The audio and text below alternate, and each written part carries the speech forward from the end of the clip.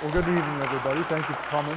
My name's Steve Brown, and I'm here to launch the two books that I put together this year, which are called Trample and Sow and News of Need.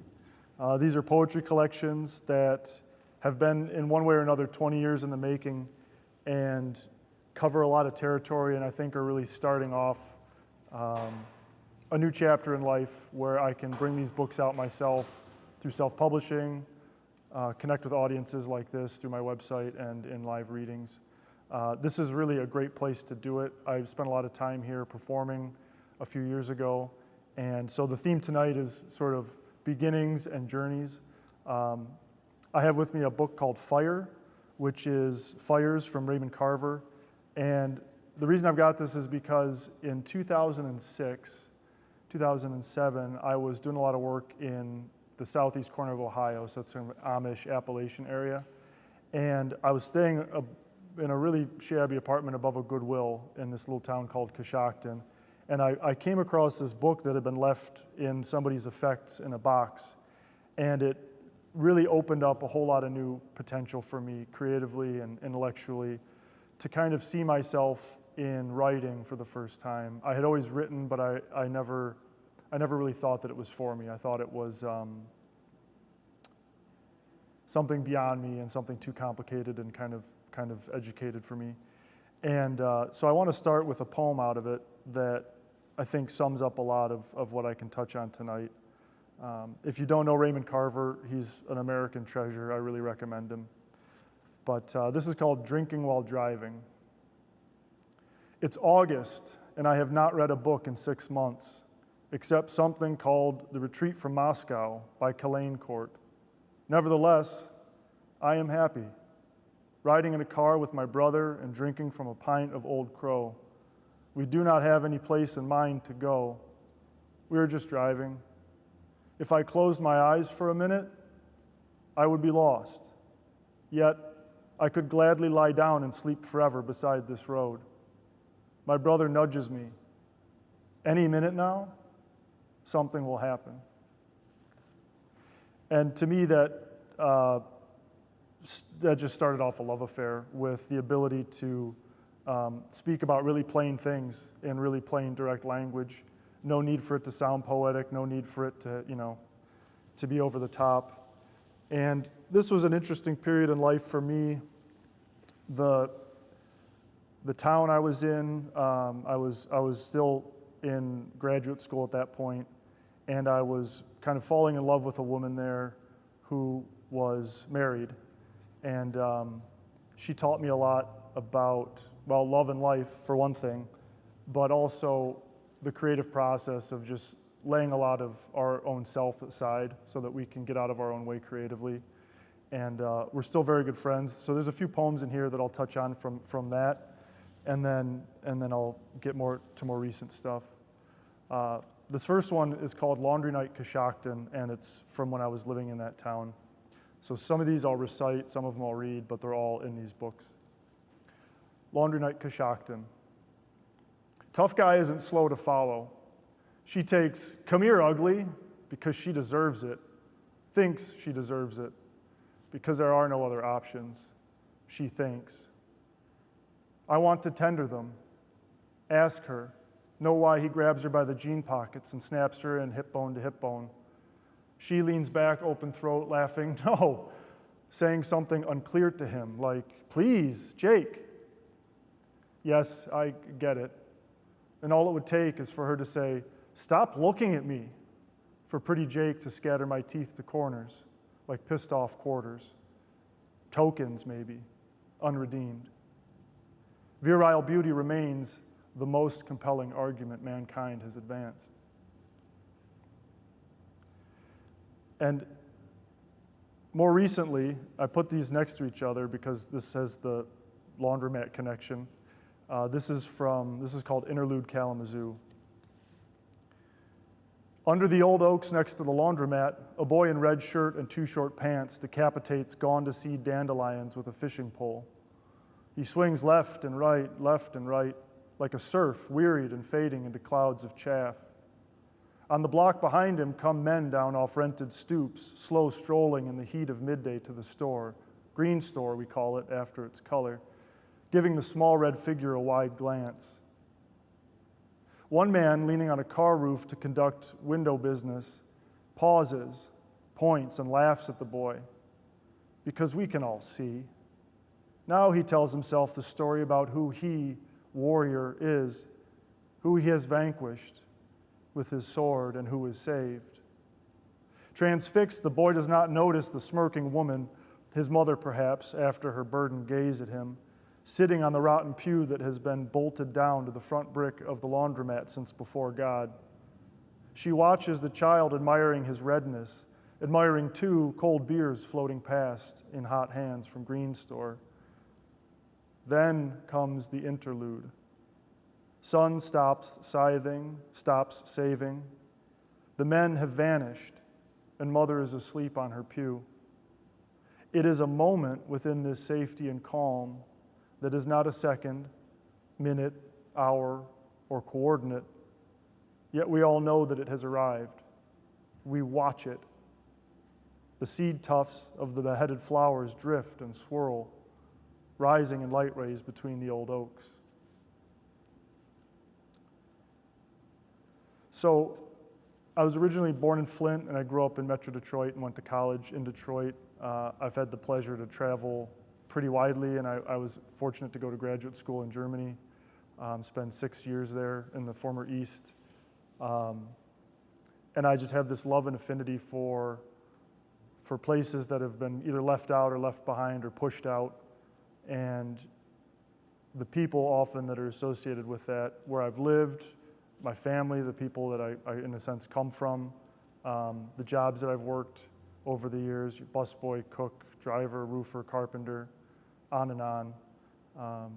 Now I look back on that a little bit because I've spent quite a few years in the nonprofit sector and gone maybe a little soft, but it's still a big part of who I am and where my writing comes from.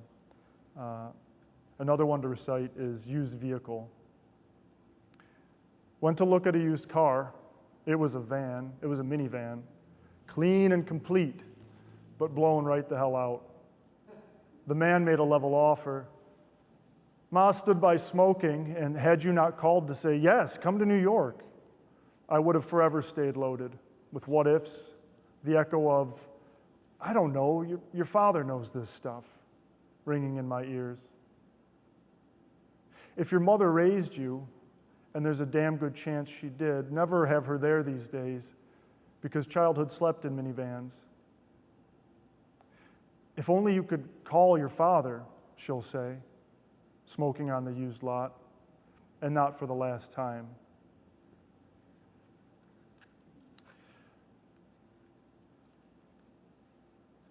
I mentioned a love, and it's amazing how people and place and a time in my life can all be connected in a way that is inextricable.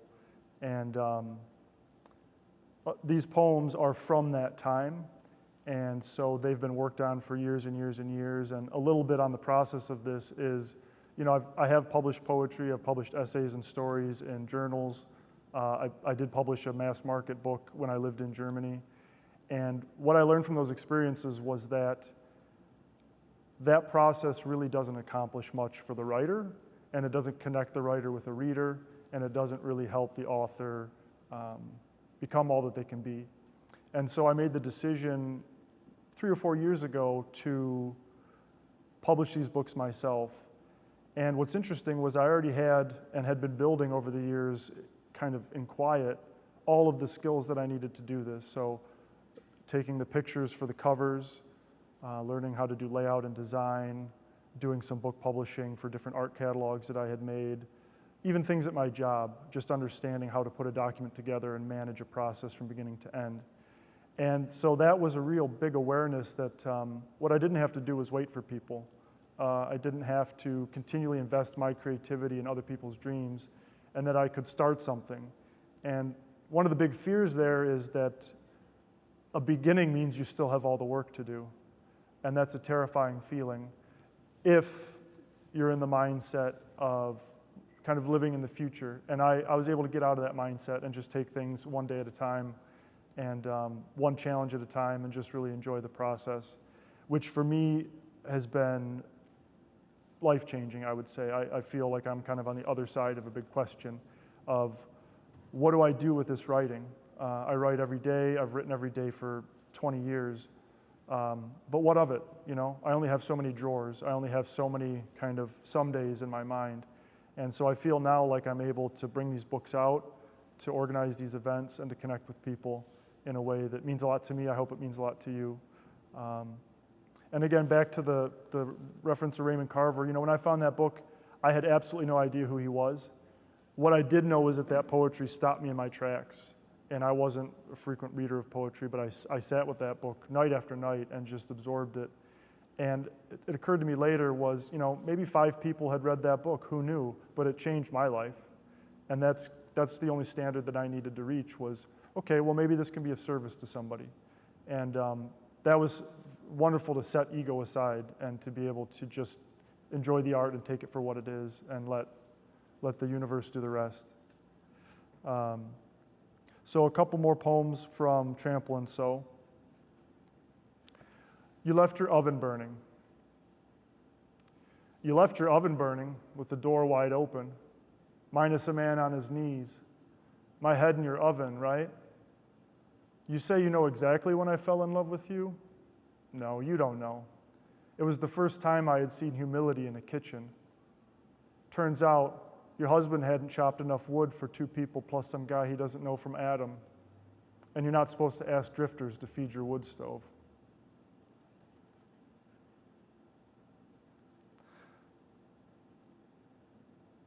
Some foolish men told some flashy story, fell apart though. So I said I had only been trying to show off, and that became the story. A good one. He laughed, but you glowed. A homeowner feeding the poorest explorer chicken and dumplings. He asked about the Balkans.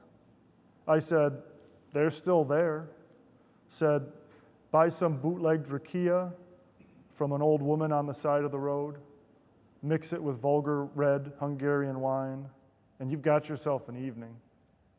I wiped my mouth and concluded, best I ever had, glancing at you accidentally.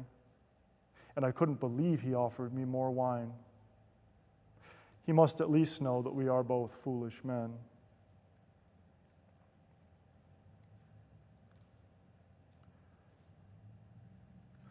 With tenderest consideration. Never felt so naked as when I stood in your bathroom with no curtains, no one around, not for miles and miles, except your husband, lingering the dark side yard, loitering, locking up the barn, making the noises men make, like chains dragging over old beams, while I stood there from the waist up, knowing he never got a son, standing in the mothed light long after the bath water had warmed above body temperature. Strange, then, he's the one I finally gave myself to, and with tenderest consideration.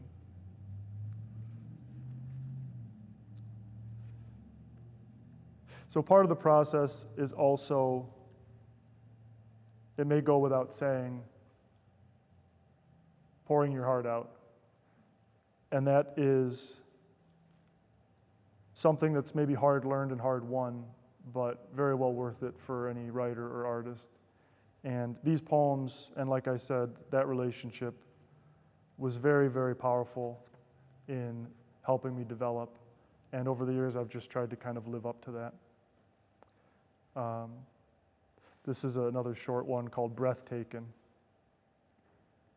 You need to prepare yourself for when she's on life support and he's more cowardly than ever.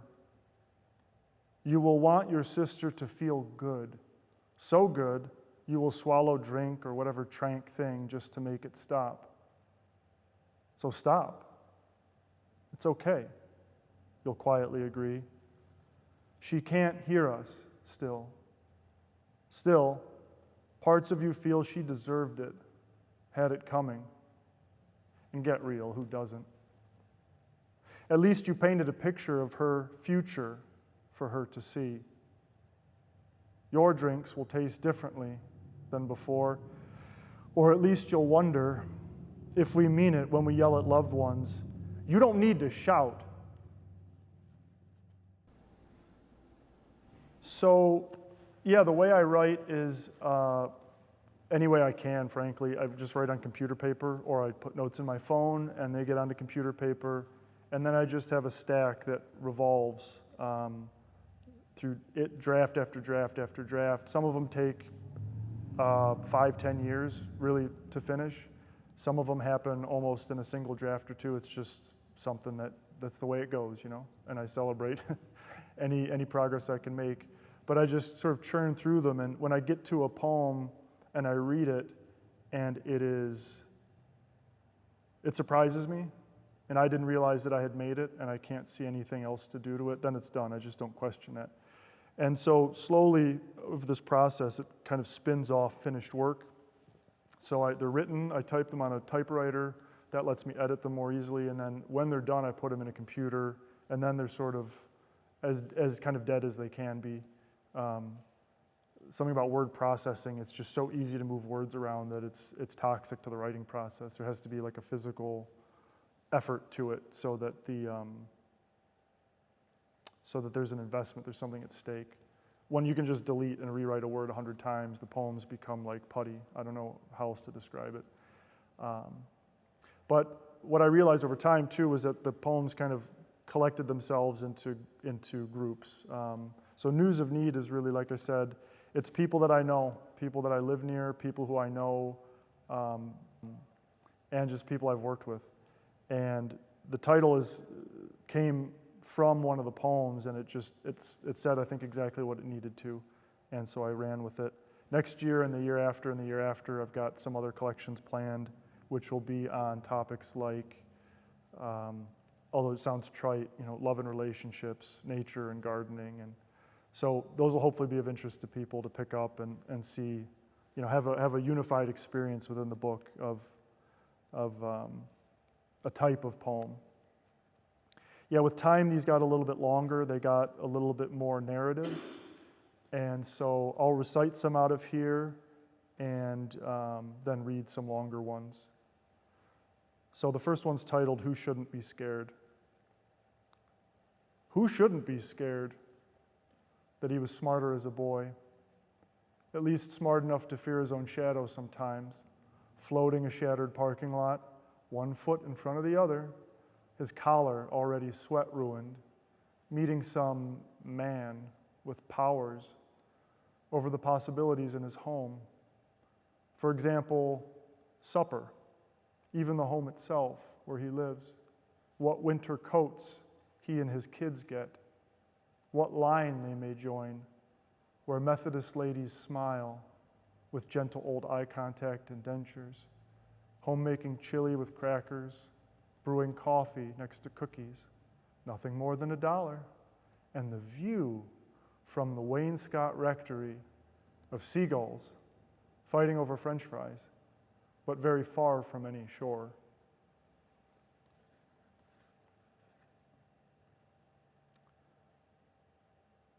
Safety. No one I know knows what to do. Maybe a few people have known day to day. Wages create desperate gratitude. Office work destroys memory. Now we drop off into troughs of indecision, conveyed on black belts towards checkout. Goodie baskets will be offered thanklessly as thanks in fluorescent rooms partitioned for everyone's safety. The anger inside these rooms is laughing. The nylon hydrangeas are crumbling. Understandably, the machine snacks do not reflect Earth's seasons. Nothing adheres to walls of small talk. Laughter, love, muscle, time is up. Meanwhile, the Earth is shaped by cataclysms of nature and humans with plain intentions. Every day that the choice is made to sell off what little of life is actually lived, the heart grows sorer, grinding its soul underneath.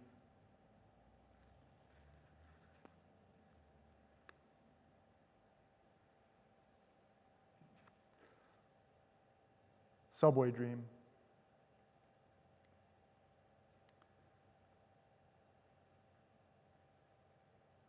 They had fun that first weekend after he was fired with no notice. Why not make the best of it? Celebrate this new adventure. You could travel the world for $1 a day, sleep in caves, opening over clear mountain streams, dreaming Eastern methods of less. None. The nightmare began that first Monday. He was disoriented around so much stainless steel.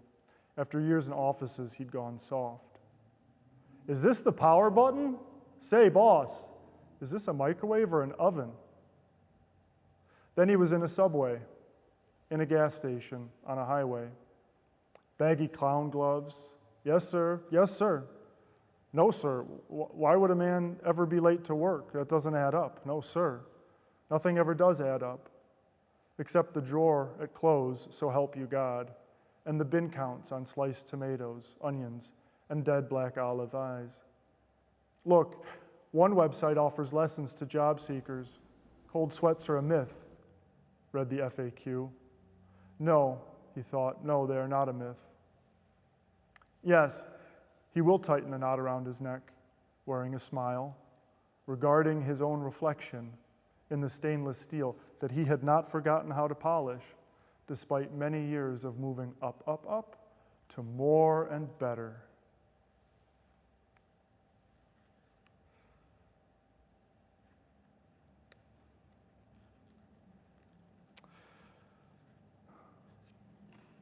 So like I said, many of these people are people I know closely, but they're also generalized. There's a concept from Werner Herzog, the director and writer, of ecstatic truth. And what that really means, I think, or what I take it to mean, is that there's a way of accessing an experience creatively, which is maybe not literally true to what's happened or what's happening, but conveys it in a way that arrives in the reader or the listener or the viewer as real and as alive as if it were living. And that's one of the things I try to achieve, is to just use plain language, plain cadences to the greatest extent possible, but also to sort of elevate the things that I see and the people I know and the things I experience. And one way to think about it as well is that I don't see myself writing the poem so much as writing the experience or writing the person, which keeps a listener and a reader kind of alive in my mind when I'm creating. I think I'll read one now. This is called Cam. Imagine Cam restored to himself as a young man of 15 prior to falling in love for the first time with drinking, before football games, and learning to freebase cocaine from his coach. Imagine a man with teeth instead of sunken cheeks, with crisp words, not words slurred by loose flesh and drink, his body no longer standing in its own way. It can be moving to help him stand. A man who once towered 6'5" and positioned Buick transmissions by hand, with pockets full of green cash, blonde numbers, and red pills. We only share Flint and alcoholism. Maybe, he says, he saw my parents driving me home from Hurley Hospital one December evening in 1980, me wrapped in a blanket, looking up for the first time into my mother's eyes against the wildness of night, him wrapped in a blanket, looking up from the floor of an unheated flophouse across the street from Hurley, alone in a room so full of people the door would not open. Now his bony hands of caved flesh are useless even to stand himself up for his favorite, the Lord's Prayer. These hands rest quietly on the edge of the worn wood meeting table, a vein as plump and purple as a night crawler pulsing over the cable-taut tendon of his thumb. We share this moment, too. Pulsing, purple, pulsing. My unaccountable being here, he calls it. Our stars have aligned. His puffing breath presses over his slack, cracked lips. His long stubble is like an animal suit around the being of his shock blue eyes, which cry out from within his ruined words, his ruined kidneys. His life and name are ruined, except among men who know him only as willing, helpful, needing help, and waiting to see if his death is rescued and perfect some night, and if he is restored to himself after all.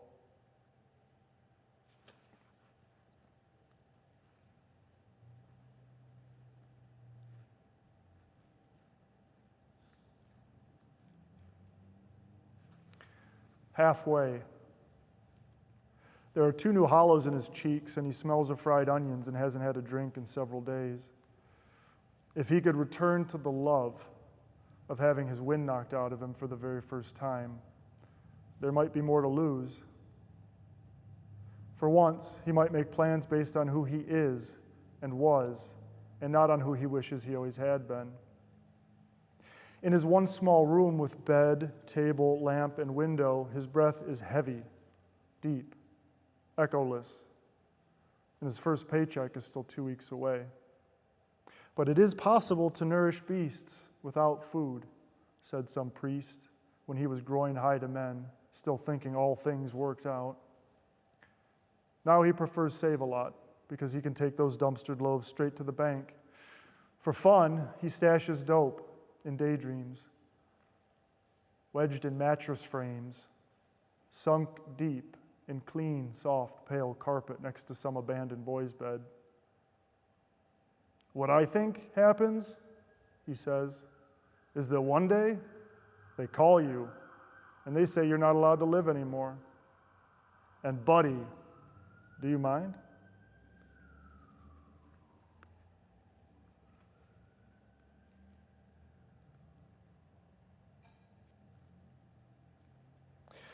Peregrino. A man with very little has said he needs less. He does not like cleaning toilets, but does, to the best of his ability. He does not like selling bottles of water for $1 apiece, but does, with a smile and blessing. He does not need to apologize, he says, for being late, because everything goes on just fine without me. His pickup truck will not start, and his friends are not truly his friends, he has discovered. These men will not sacrifice even a moment for him. So he has made another sacrifice of his own. He invites in the sorrow of leaving betrayal behind, to have the wisdom and dignity of a pickup truck that doesn't start. It was his most prized possession, with mismatched red, blue, and rusted panels, a cracked windshield, 4 bald tires. He takes the burden onto his narrow, sloped shoulders of moving alone on foot now, from the known places to an unknown place.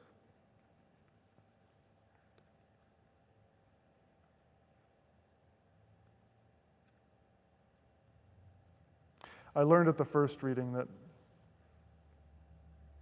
I was reading too many poems. So if anyone wants to cry mercy, feel free. I'm going to bring a few more out, and I do want to reiterate how grateful I am that you're all here. It's really wonderful to see you. And if you've enjoyed what you see this evening, this is a tour that I'm doing around Michigan. There's still 6 more locations: Ludington, Beaver Island, Rochester. I'm doing an auditorium in Detroit. I'll do one in Vicksburg in January. So if you've got me on Instagram, that's great. Feel free to share. I'd really appreciate the connection to other readers and listeners. If not, you can find me on Instagram. It's a great way to stay in touch. And I also want to thank Dormouse Theatre, because this is the kind of event this is the kind of space that we need for events that maybe don't fit elsewhere. And I really appreciate having this in town. The haunting of work. Cleaning the job site at the end of the workday, he paused to take in the newly laid roof while the work was still fresh in his blood.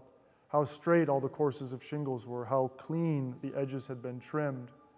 The 40 hours of work each man put in, alone, within the forgetting of his own passing. The sound of them and their tools progressing. The taste of cold water and sandwiches.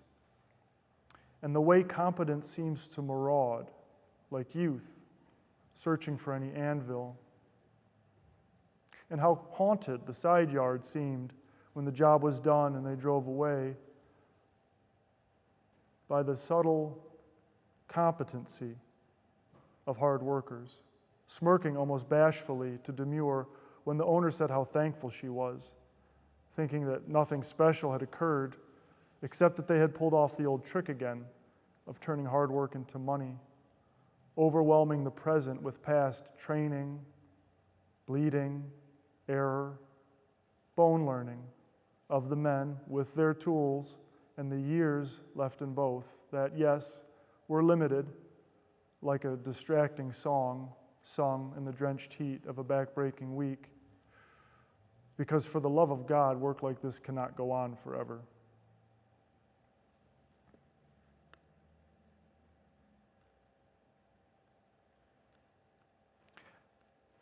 I also have a special request to read Poor Richard's, which served me breakfast this morning. So if you don't know Poor Richard's, I suggest you pay them a visit. Poor Richard's. The man enters the diner slowly like he's hungover or has early onset dementia. He sits alone in a booth under one of the hammered copper galleons decorating the walls. He clasps his hands in front of his chin and settles his brown eyes somewhere beyond the unlikely palm tree decal on the window or the pallet recycling yard across Vine Street. The scratched gold of his wedding ring reflects the dim old bulbs in the ceiling fan lights. He is still unmoving compared to the man one booth up, eating hungrily. A young waitress rushes up, turning a page in her pad. She is new, unsure of how to arrive in a stranger's gaze. His head rises with his eyes tracking her as she approaches. For a time, she is blocking him from view. Her black tights, her shoulderless shoulders, her combed brown hair nods, and she takes his menu and rushes to the ticket window. The man sits as before with his hands clasped, but something is different about him. It is a smirk, almost too slight to be detected. This is a smirk that remembers. This is a smirk that is capable of redeeming loneliness, days that are passed in formless quiet, as if the decades before them had not occurred. The quiet of a room settles, as though children had never lived there and fledged into lives of tragic accomplishment all their own.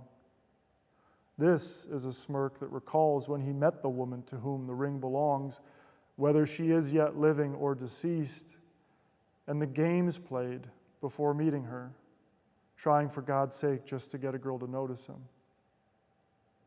When the eggs, meat, and toast are set before him, he says, "Thank you, this looks fine," and watches her go.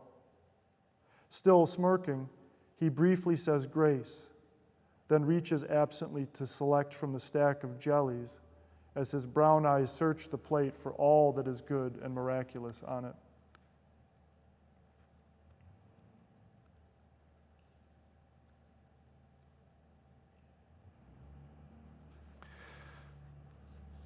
I'll read another Kalamazoo poem, and then we're going to go on a road trip.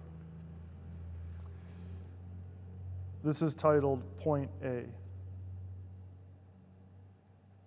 What if every single thing has a soul, durable and stubborn, so that the earth chokes with dead oak trees and elephants, homes and documents, televisions and books, promises and lies and loves, even people we have discarded or have discarded us, making road building impossible or simply walking from point A to point B across a once open meadow.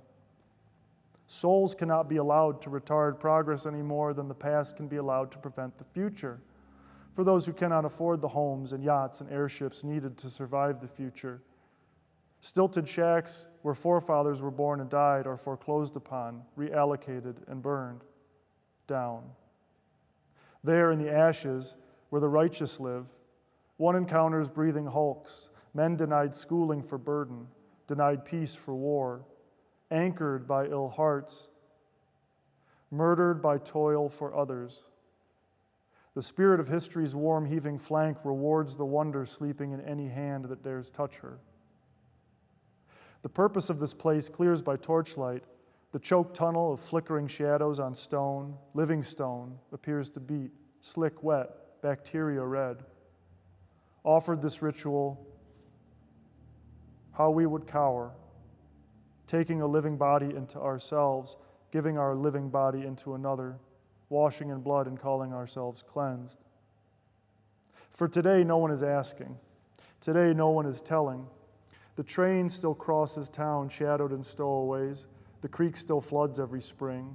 The poorest neighborhoods are still cut off from the hospital. A man gathers up cardboard begging signs left by others. He will burn them to start a heat fire along the riverbank where mills once stood and poisoned the men and poisoned the women and poisoned the water and the air, but filled young bellies and made the finest parchment on which no man ever dreamed of writing, homeless, please help.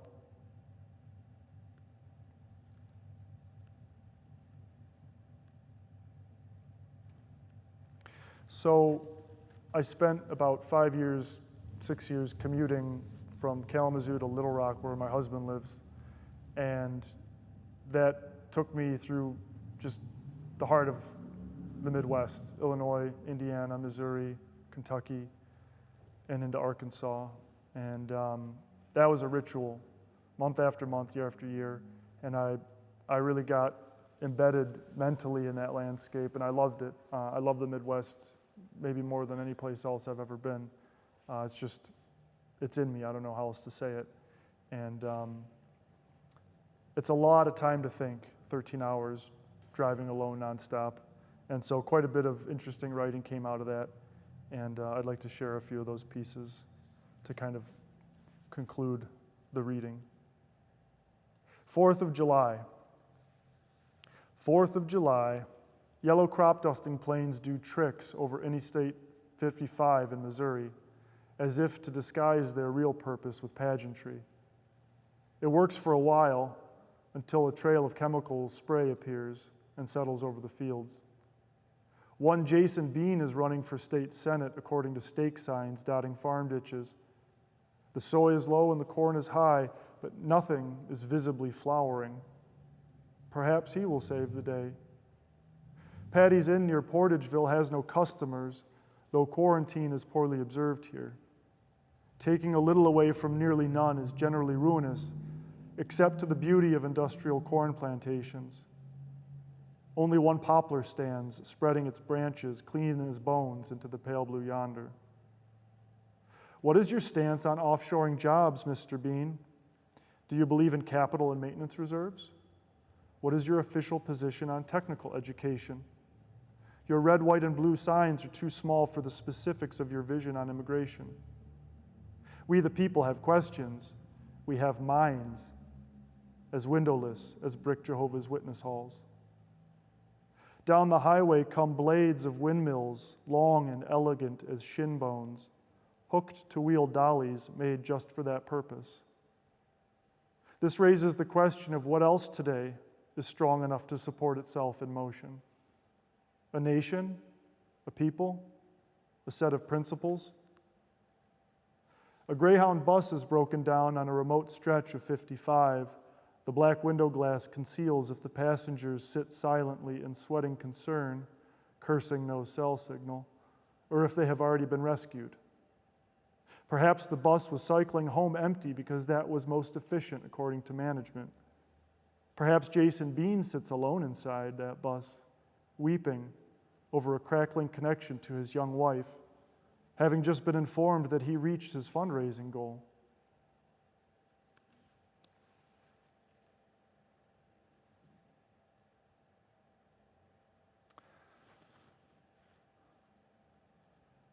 We'll see if I can remember this one. This is titled The Promised Land. Some towns make a claim on you the moment they open across your windshield. Take Wichita Falls, for example. Every boss who deserved to be told off, every sick day accumulated and forfeited, every lover returned to out of sorrow is waiting for you there inside of a locked storage facility. But you're never alone in Wichita Falls. See the people lined up outside Lucky's One Stop before opening. See the permanent residents of La Posada Motel who watch days pass from the kingly perch of breezeway railing. Unfortunately, the Promised Land bar is all out of milk and honey. What the bartender recommends instead every day is bottled beer and a hamburger. Her cooling song warbles down trunk line tracks buried deep in tumbleweeds and trash. Everywhere here is the question of staying. Move here and live forever, a voice in the wind whispers. A lizard appears without arriving and vanishes without departing. Ungrowing plants stand in hardpan. A side yard rests deep in dog shit and barking, even though there is no dog in sight. A truck can be well protected by its own rust. Perhaps this is a siren's hell. And someday, the barmaid's song will overtake the sirens as she climbs on the bar to hang yards of Christmas garland that rains down cellophane gold on your hair and shoulders.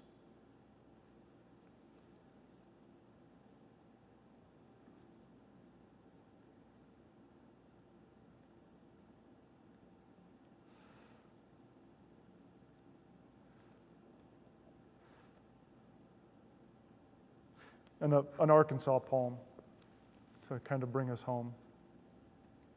This is titled Big Running Water Ditch. The fallow fields of Arkansas lie in living lavender of henbit and dead nettle blossoms against gray winter trees and sky this morning. Color is the only sign of life with no men needed on the land anymore.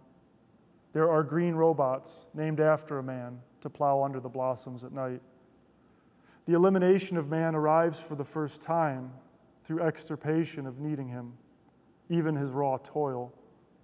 The need has been hunted ruthlessly as bison that roamed even as far southeast as here. Skulls are piled into the famous pyramid again, topped by a proud mercenary. Need, sun-bleached and still. Robots are the only sound on earth. Birds' wings breathe too softly overhead to overhear over the drones, even in their millions.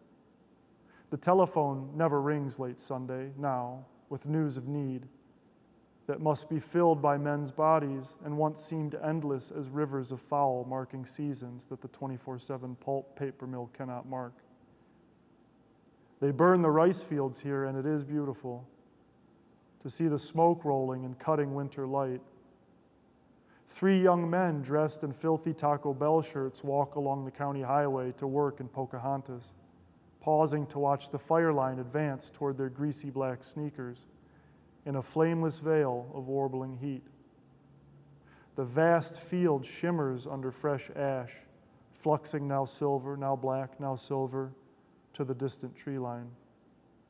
In a month, these fields will be flooded and pool in reflected sky, reflected migratory birds, and the long shadows of 3 young men walking to work. They will again pause here, but think instead of their lives like the vanished heat veil, and their lives like the empty sky, wondering as all young men do why they never get laid, why their boss is such a prick, and why Taco Bell is choosing their small town to announce its first fully automated location.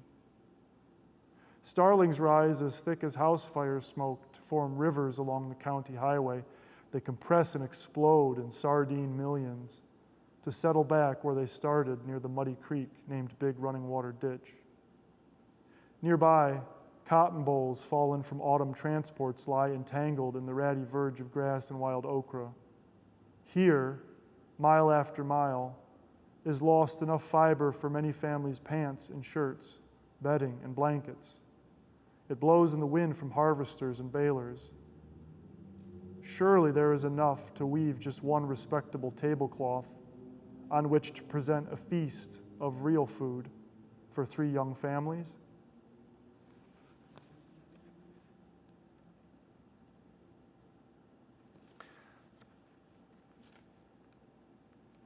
And in honor of my absent husband who adores this poem, I'm going to read Mammoths. mammoths. When mammoths are returned to America, we must be prepared to feed and house them, to bathe and groom them, to clear away their endless waste and the shattered things they leave behind. Otherwise, they will destroy not just our homes and cars and gardens that we have planted and the lesser monuments we have built, but us, having failed to find the things they sought to give their lives meaning once being reanimated from dust for the entertainment of the wealthy. If we are lucky, they will not reproduce naturally nor join forces with mankind's other creations to turn their might and anger on us individually, when none of us has had any real say in the direction things are taking these days. Okay, thanks everybody. I really appreciate you coming.